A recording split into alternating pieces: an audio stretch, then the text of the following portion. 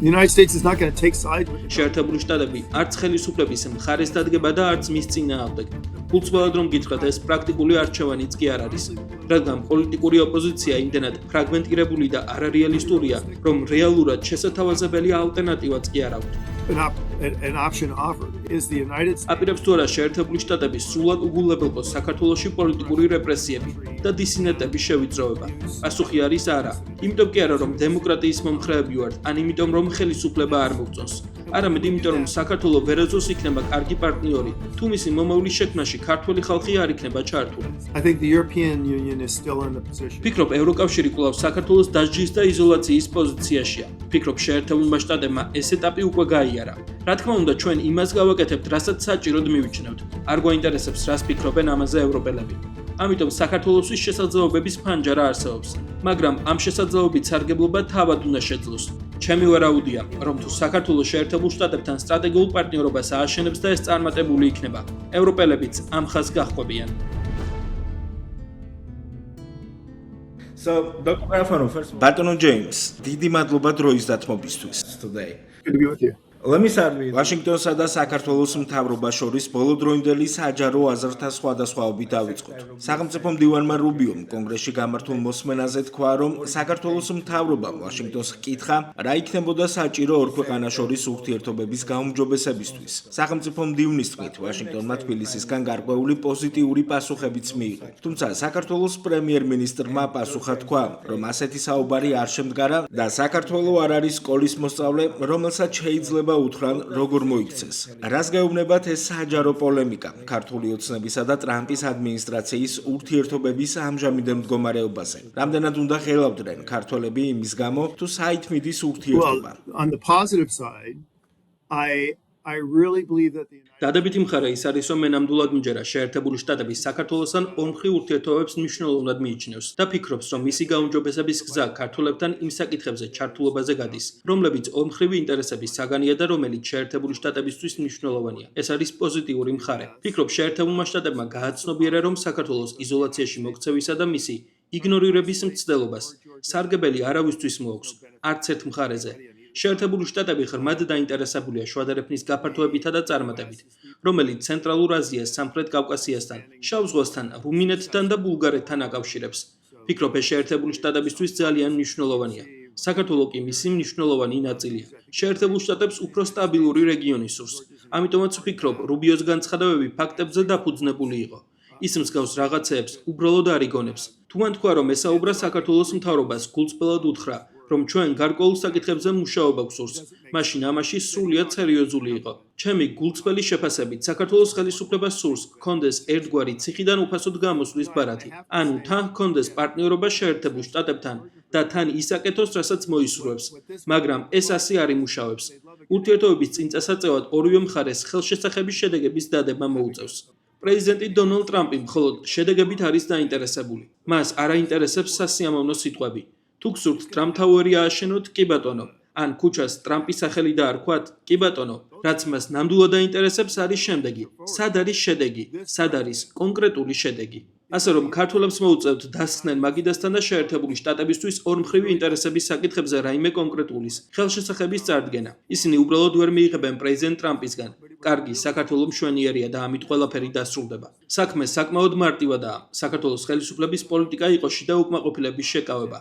ხოლო როდესაც ისინი ევროპელებმა და ამერიკელებმა დასავლეთში გააკრიტიკეს, მათგან დისტანცირება და რუსეთსა და ჩინეთისკენ უფრო მეტად გადახრა. კეთილი მათ შეუძლიათ ის გააკეთონ, რაც სურთ, მაგრამ რეალობა ისაა, რომ ეს ჩიხური ურთიერთობებია. რუსეთი რეგიონში ძლიერ და გავლენიან ძალად ვეღარაზოს აღდგება. საქართველოსთვის ის ყოველთვის რელევანტური იქნება, რადგან მის საზღვარზეა. მაგრამ ახლა რუსეთი უბრალოდ მეზობელია. ის აღარ არის ქვეყანა, რომელიც მსოფლიო მოვლენებს წარმართავს. ჩინეთმა კი არაერთხელ აჩვენა, რომ თავს არავისთვის დადებს. ის იქ წავა, სადაც ფულის შოვნა და გავლენის მოპოვება ადვილია და არა აუცილებლად ქართველების სასარგებლოდ. ასე რომ დიახ, რა თქმა უნდა, არსებული კურსის პირობებში ხელისუფლებას შეუძლია ძალაუფლება შეინარჩუნოს, მაგრამ ეს ნიშნავს, რომ საქართველო როგორც ქვეყანა უფრო მარგინალური და ნაკლებად რელევანტური მოთამაშე გახდება. რეალობა კი ისაა, რომ შუადერეფნის განვითარება ადამიანებს შავ ზღვაზე წვდომის, საქონლისა და მომსახურების გადაადგილების შესაძლებლობას საქართველოს გარეშე მისცემს და ეს არაგონივრულია. ქართველებს კარგი ურთიერთობები აქვთ აზერბაიჯანელებთან, სომხებთან.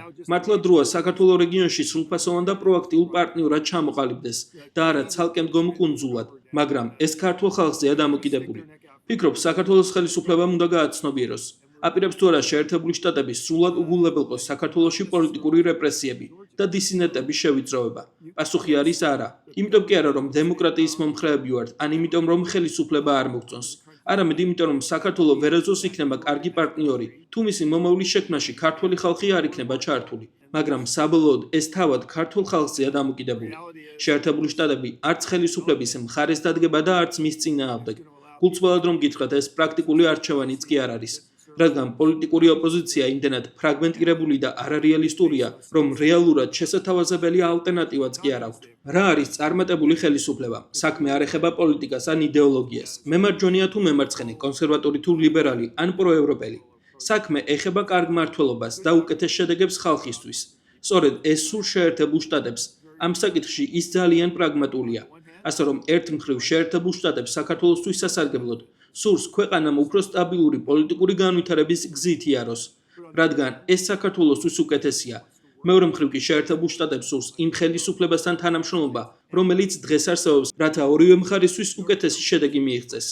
საქართველოს ხელისუფლებამ კი არჩევანი უნდა გააკეთოს, სურს თუ არა მას შეერთებულ შტატებთან სერიოზული ურთიერთობა, რეალური პარტნიორობის დონეზე. მაგალითად ავიღოთ სერბეთი. სერბები ბიზნესს აკეთებენ რუსებთან, სერბები ბიზნესს აკეთებენ ჩინელებთან, მაგრამ ამავე დროს აგრესიულად მიისწრაფიან შეერთებულ შტატებთან უფრო ძლიერი ორმხრივი ურთიერთობებისკენ. მათ ესმით, რომ საქმე ის არაა, რომ შეერთებული შტატები უბრალოდ ხელსაიქნევს და იტყვის, იცით რა, აკეთეთ რაც გინდათ.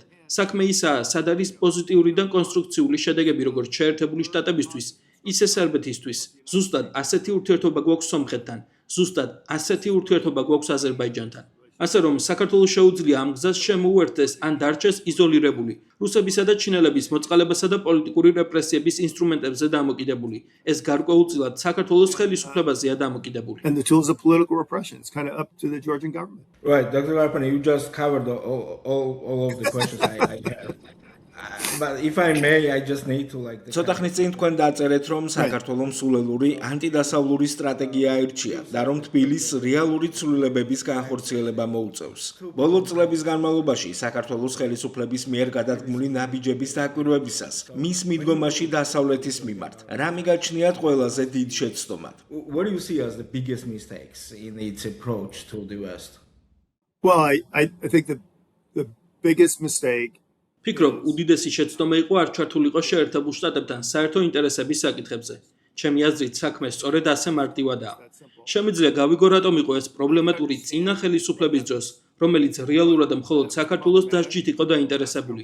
ევროპელებთან ერთიანი ხაზით მოქმედებდა და საქართველოს იზოლირებას ცდილობდა, მაგრამ ეს არ არის ამ ადმინისტრაციის სტრატეგია.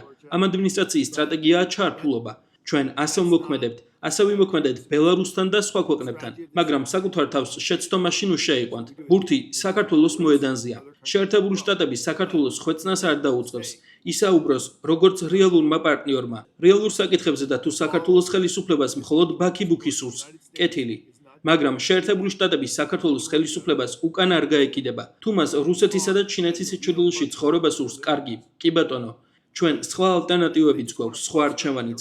მეორე მხრივ, თუ მათ სურთ გააფართოვონ საქართველოს წვდომა მსოფლიოზე, თუ ქვეყნისთვის მეტი კეთილდღეობის, სტაბილურობისა და უსაფრთხოების მოტანა სურთ, მაშინ შეერთებული შტატები საუკეთესო არჩევანია. მაგრამ მსოფლიოში სხვა საქმეებიც გვაქვს. მთელ ცხოვრებას ქართველების დევნაში ვერ დავხარჯავთ. ჩემი აზრით, კარგი ამბავი ისაა, რომ რაც რუბიოს განცხადების პასუხად საქართველოს მთავრობამ თქვა, სრულიად უპასუხისმგებლო და კონტრპროდუქტიული იყო. მაგრამ ამაზე შეერთებული შტატების ხელისუფლების პასუხი ფაქტობრივად არაფერი იყო. ეს იმიტომ, რომ ჩვენ აქ ვართ და არ ვართ დაინტერესებული ეს ურთიერთობები მიწასთან გავასწოროთ. მაგრამ თუ მათ მთელი დღე ბაქი-ბუქი და ქედმაღლობა სურთ, კი ბატონო, სასიამოვნო დღეს გისურვებთ, მაგრამ ჩვენ ამ საკითხს სერიოზულად ვუდგებით, ასე რომ ტელეფონი არსებობს, თუ საუბარი გინდათ დაგვირეკეთ. მაგრამ ეს წარმოდგენა, რომ ისინი შეერთებული შტატებისგან ერთგვარ განსაკუთრებულ აღიარებას ან რამე განსაკუთრებულ ურთიერთობას მიიღებენ, ისე რომ თავად რაიმე სერიოზულს არ დადებენ, მაგიდაზე უბრალოდ ვერ ვხედავ. უბრალოდ ვერ ვხედავ, რომ ეს მოხდეს. არც ერთი ქვეყანა არ მახსენდება, სადაც ასე მომხდარა. იმ ქვეყნებთანაც კი, რომლებთანაც ჩართულობა ჰქონია. ეს ჩართულობა მხოლოდ იმიტომ შევინარჩუნეთ, რომ მათ რაღაც დადეს მაგიდაზე. ასე იყო ბელარუსის შემთხვევაში. Რა თქმა უნდა, ასეა აზერბაიჯანისა და სომხეთის შემთხვევაშიც და ალბანეთისა და ბულგარეთის შემთხვევაშიც. even in Albania and Bulgaria. So დოქტორ გარფანო, რა კონკრეტული ცვლილებების ხილვა სურს ვაშინგტონს ქართული ოცნებისგან, სანამ ორ ქვეყანას შორის ურთიერთობების გაუმჯობესება შესაძლებელი გახდება? before relations can improve. well, I would definitely ფიქრობ, შეერთებულ შტატებს ნამდვილად სურს, რომ შუადერეფანი უზარმაზარი წარმატება იყოს. ეს ჩემი პირადი აზრია და ამერიკის მთავრობის სახელით არ ვსაუბრობ. ამიტომ ამერიკას სურს, რომ საქართველო უფრო მნიშვნელოვანი წვლილის შემტანი იყოს დერეფნის განვითარებაში და ასევე შავი ზღვის უსაფრთხოებაში. ჩვენ გვსურს ვიხილოთ თავისუფალი და ღია შავი ზღვა. არ ვსაუბრობთ მონტროს კონვენციის გაუქმებაზე, მაგრამ გვინდა რომ შავ ზღვაში კომერციული მიმოსვლის და ინფრასტრუქტურის უსაფრთხოების გასაძლიერებლად ქვეყნები ერთად მუშაობდნენ. ცხადია, ძალიან გვაშფოთებს ინფრასტრუქტურა, რომელსაც ჩინეთი აკონტროლებს ან ფლობს. არავის ადარდებს თუ ჩინური საქონელი შუადერეფნით გადაადგილდება, მაგრამ გვაღელვებს ჩინეთის შესაძლებლობა ფლობდეს ინფრასტრუქტურას და გავლენას ახდენდეს მასზე. იქნება ეს ციფრული ინფრასტრუქტურა თუ ისეთი ფიზიკური ინფრასტრუქტურა, როგორიც პორტია. მზად ვართ ჩინეთთან კონკურენციისთვის ყველანაირ სფეროში. და ასევე არ გვაქვს პრობლემა თუ ქვეყნები ჩინეთთან საქმიანობენ, მაგრამ შეერთებული შტატების მიზანია არ არსებობდეს ჩინეთზე სტრატეგიული დამოკიდებულება. ჩვენ მიგვაჩნია, რომ ეს სწორი სტრატეგიაა ჩვენთვის და ასევე სწორი სტრატეგიაა ჩვენი პარტნიორებისთვის. ცხადია, რაც ჩვენ ნამდვილად გვსურს შუადერეფანში ვიხილოთ არის ენერგორესურსების გაცილებით უფრო დიდი ნაკადი. მიგვაჩნია, რომ ეს კრიტიკულად მნიშვნელოვანია გლობალური ენერგოუსაფრთხოებისთვის, რომ რეგიონის გავლით ნავთობისა და გაზის ტრანსპორტირების დინამიკური დერეფანი არსებობდეს. ცხადია, გვსურს ვიხილოთ მეტი საიმედოობა და შესაძლებლობების გაფართოება ციფრულ სფეროში. მიგვაჩნია, რომ სწორედ ეს ორი მიმართულებაა ზრდის მთავარი წყარო. ასე რომ ვფიქრობთ, რომ ცენტრალური ევროპიდან ცენტრალურ აზიამდე უფრო ფართო საწარმოო ბაზის განვითარებისთვის მნიშვნელოვანი პოტენციალი არსებობს. ისევე როგორც მცირე და საშუალო ბიზნესის სექტორის ზრდისთვის. თუმცა გონია, რომ ეს დროთა განმავლობაში ბუნებრივად მოხდება. რა სარგებელი აქვს ამაში შეერთებულ შტატებს? მოდი გულწრფელები ვიყოთ. რაც უფრო ნაკლები სივრცე ექნება რუსეთს, ჩინეთს და ირანს ჩაერევისთვის, მით ნაკლები ტვირთი იქნება ეს შეერთებული შტატებისთვის. მით უფრო ადვილი იქნება ჩვენთვის გლობალური წვდომის უზრუნველყოფა და მით უფრო ადვილი იქნება მეგობრებსა და პარტნიორებთან თანამშრომლობა. ამიტომ შეერთებული შტატები სრულად უჭერს მხარს პარტნიორებების გაძლიერებას ცენტრალურ აზიაში, სამხრეთ კავკასიასა და სამხრეთ ევროპაში. კიდევ ერთხელ საქმე არ ეხება რომელიმე მხარის არჩევას, რუსეთის მხარის ან ჩინეთის მხარის, მაგრამ საქმე ეხება ქვეყნებზე სტრატეგიული დამოკიდებულების შემცირებას, რომლებსაც შეუძლიათ რაიმე ცუდის გაკეთება გაიძულონ, რამაც შეიძლება უარყოფითი გავლენა მოახდინოს რეგიონზე.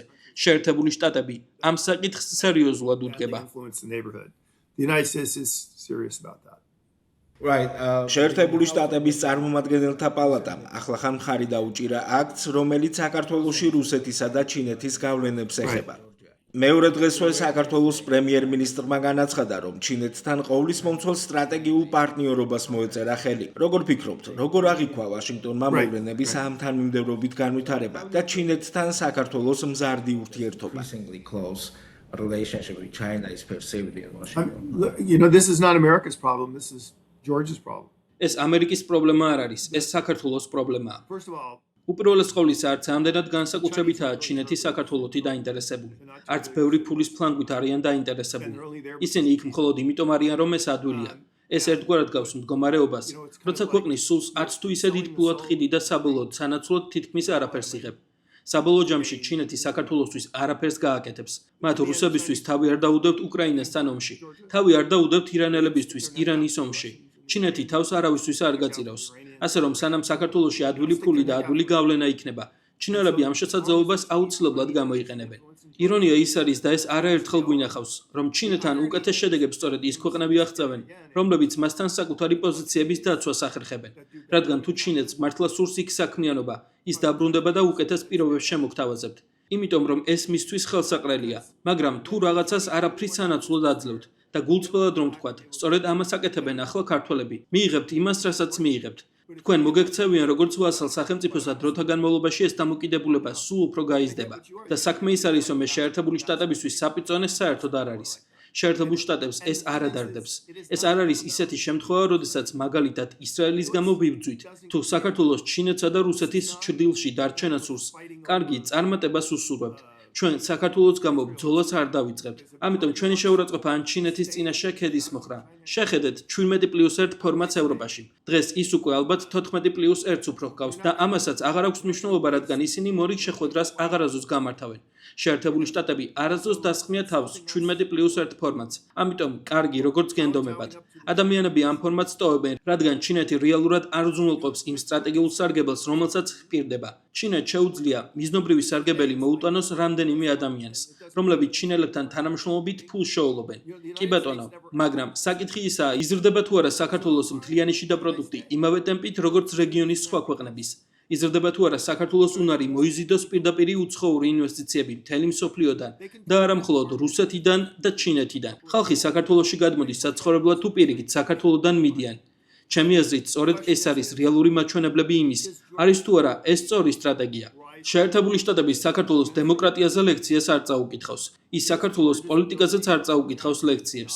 მიუხედავად იმისა, რომ ამერიკაში შესაძლოა არსებობდნენ ჯგუფები, რომლებსაც ამის გაკეთების სურვილი აქვთ. ვფიქრობ, ამერიკის ხელისუფლება საქართველოსთან ურთიერთობებში მთლიანად პრაგმატული იქნება. თუმცა მისი გულწრფელი რჩევა იქნება, რომ ქვეყანამ პოლიტიკური სტაბილურობის გრძელვადიანი გზა უნდა იპოვოს და ეს უფრო სტაბილურ პოლიტიკურ პროცესს მოიცავს.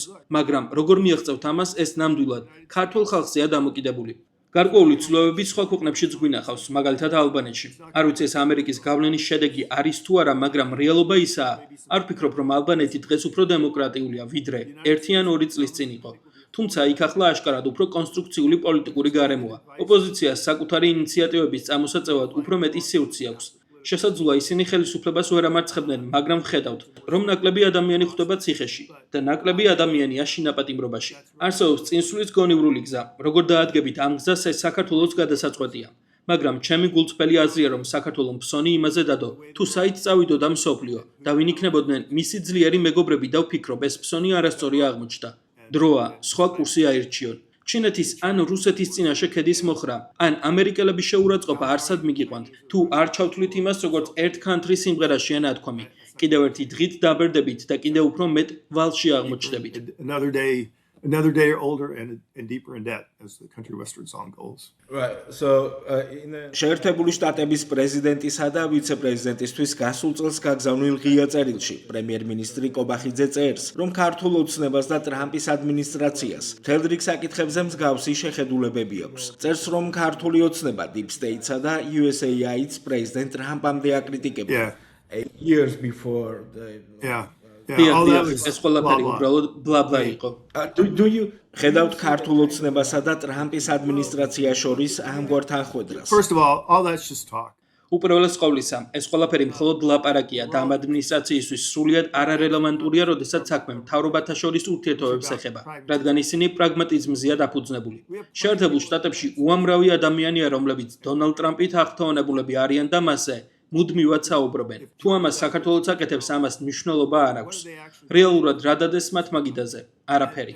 და გულწრფელად რომ თქვა, ეს ან ხელისუფლების სრულ პოლიტიკურ უმწიფრობაზე მიუთითებს და იმაზე, რამდენად ჩაკეტილია საკუთარ თავში და არ ესმის, როგორ მუშაობს მსოფლიო, როგორ მუშაობს შეერთებული შტატები. ან არ ვიცი, შეიძლება ცუდი ლობისტები ჰყავდათ, მაგრამ ეს თავიდანვე მარცხისთვის განწირული სტრატეგია იყო. თუ შეხედავთ იმ ძლიერ პარტნიორულ ურთიერთობებს, რომელიც შეერთებულ შტატებს აქვს, ეს არ არიან ადამიანები, რომლებიც დონალდ ტრამპზე კარგ რაღაცეებს ამბობენ. ეს არიან ადამიანები, რომლებიც დონალდ ტრამპთან ერთად კონკრეტულ საქმეებს აკეთებენ. მაგალითად იაპონია, რუმინეთი, ხორვატია, სომხეთი, აზერბაიჯანი. ქვეყნები, რომლებიც მაგიდაზე რაღაცას დებენ და შეერთებულ შტატებთან პარტნიორობენ. აი სწორედ ეს ხალხია და არა ის ხალხი, ვინც წერილებს წერს. ჩვენს გძულს Deep State-ი. დონალდ ტრამპს ეს არ აინტერესებს. Deep State-თან დაკავშირებით არაფრის გაკეთება არ შეგიძლიათ. იცით, არ გვჭირდება ადამიანები, რომლებსაც მაგამაისურები აცვიათ და ქუდები ახურავთ. ჩვენ გვჭირდება ადამიანები, რომლებიც შეერთებულ შტატებთან იმუშავებენ. ჩვენ ამას ვეძებთ.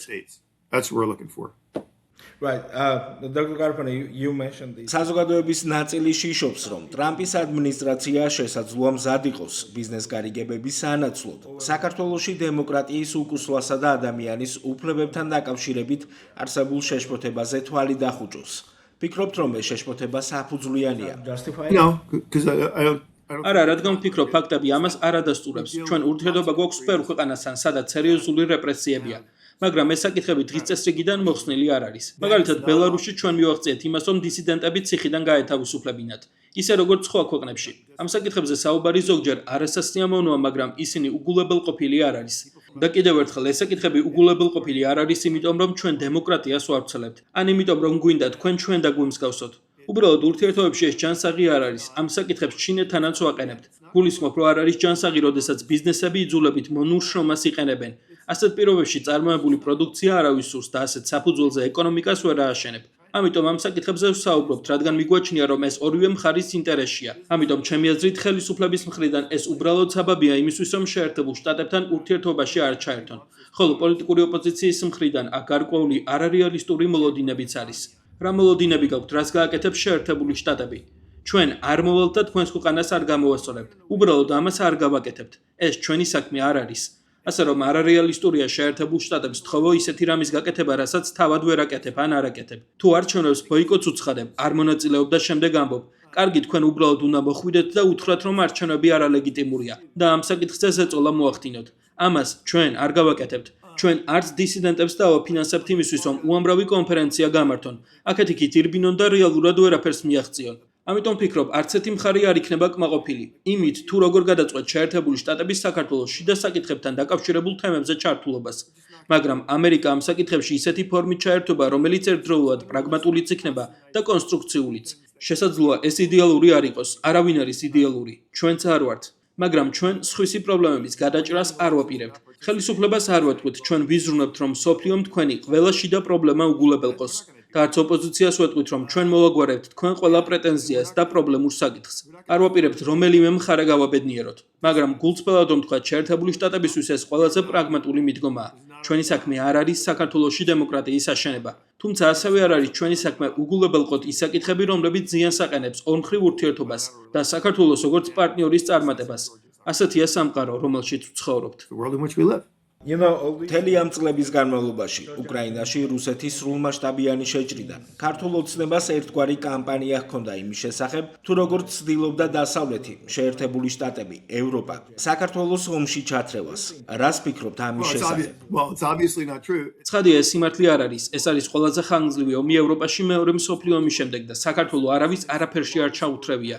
ეს ნარატივი თავიდანვე უაზრობა იყო და ახლაც ისეთივე უაზრობად რჩება. ამ ნარატივს მთელ ევროპაში ავრცელებენ ძირითადად რუსები და რუსეთის მიმართ კეთილგანწყობილი ადამიანები.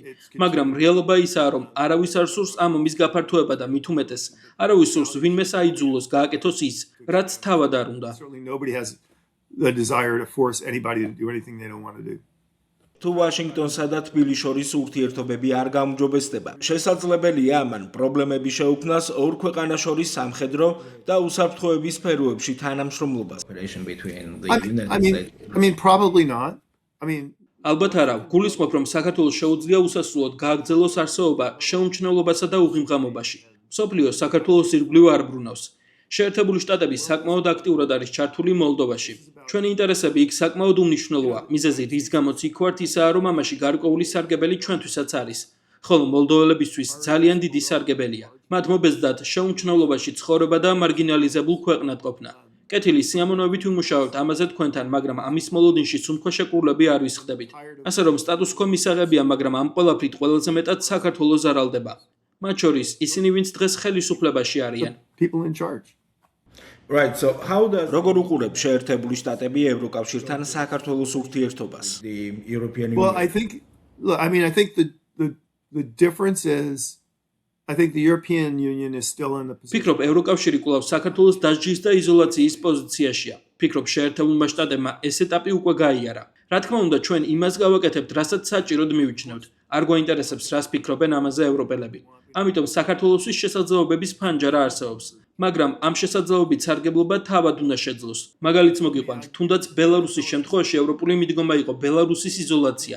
შეერთებული შტატები კი ჩაერთო. ფაქტობრივად ახლა ვხედავთ, რომ სხვაებიც ფრთხილად იწყებენ უფრო აქტიურ ჩართულობას. პოლონეთიც კი, ბალტიის ქვეყნებიც ძალიან ღელავდნენ ბელარუსთან ამერიკის ჩართულობის გამო.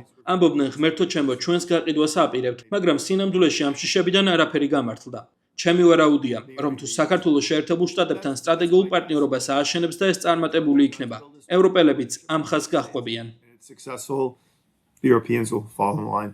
What role რა როლი აქვს საქართველოს სამხრეთ კავკასიის მიმართ ტრამპის ადმინისტრაციის სტრატეგიაში? South Caucasus? Well, ნაკლებად მნიშვნელოვანი. სომხეთ-აზერბაიჯანის ურთიერთობებში წარმატების გამო და ვფიქრობ რუმინეთსა და ბულგარეთში ამერიკის მზარდი გავლენის გამო. ასე რომ ვფიქრობ, საქართველო არ არის იმდენად აუცილებლად კრიტიკულად მნიშვნელოვანი ნაწილი, როგორც ის იყო 2 წლის წინ, როცა დონალდ ტრამპი ხელისუფლებაში დაბრუნდა. ამის მიუხედავად, იქნებოდა თუ არა საქართველოსთან სტრატეგიული პარტნიორობა ნამდვილად სასარგებლო. რა თქმა უნდა, ჩვენ ამას სრულიად დაუჭერდით მხარს. sure, we'd be all for it. What about რა სიტყვით ანაკლეის ღრმაწყლოვანი პორტის პროექტზე? I mean, look, the Azerbaijan, Armenia. დიახ, შეხედეთ, ჩემი აზრით, სომხეთისა და აზერბაიჯანის გამოცდილება ძალიან მნიშვნელოვანია.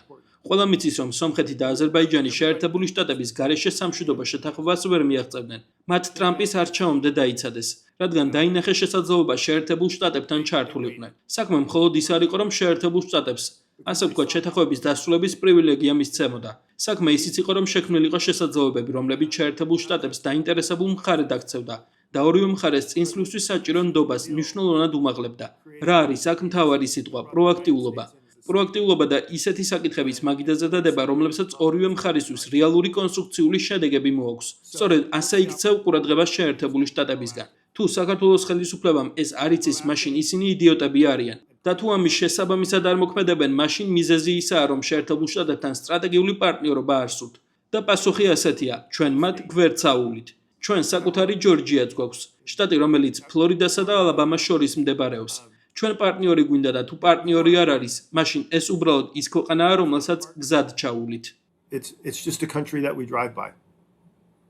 So this is my თქვენი აზრით, რა იქნებოდა საჭირო ბიძინა ივანიშვილზე დაწესებული სანქციების მოსახსნელად? sanctions on Bidzina Ivanishvili. It'll take the Georgian government coming forward with a real. ამისთვის საჭირო იქნება, რომ საქართველოს ხელისუფლება გამოვიდეს რეალური წინადადებების პაკეტით, რომელიც მაგიდაზე რეალურ ხელშესახებ შედეგებს დადებს. სწორედ ეს იქნება საჭირო. შეერთებული შტატები არ მოხსნის სანქციებს მხოლოდ იმის დაპირებით, რომ მომავალში უკეთესად მოიქცევიან. ან უბრალოდ იმიტომ, რომ ვინმეს კარგ წერილს გამოუგზავნიან. ბურთი საქართველოს ხელისუფლების მოედანზეა. ამ ბურთის წინ გასაწევად ინიციატივა თბილისიდან უნდა წამოვიდეს. შეერთებულმა შტატებმა ზუსტად ის გააკეთა, რაც ჩემი აზრით უნდა გაეკეთებინა. გაგზავნა სიგნალი, რომ მზად არის საქართველოს მიმართ იზოლაციის პოლიტიკას გასცდეს. სწორედ ეს არის გზავნილი, რომელიც სერბებსაც გადასცეს. სერბები ამ გზავნილის შესაბამისად მოქმედებენ. საქართველოს ხელისუფლება კი არა. This is exactly the same message they delivered to the Serbians. The Serbians are acting on it. Georgian government is not. Well, thank you so much again for your time, Dr. Garafano. Thank you. Anytime. Yeah. Yeah, reach out anytime.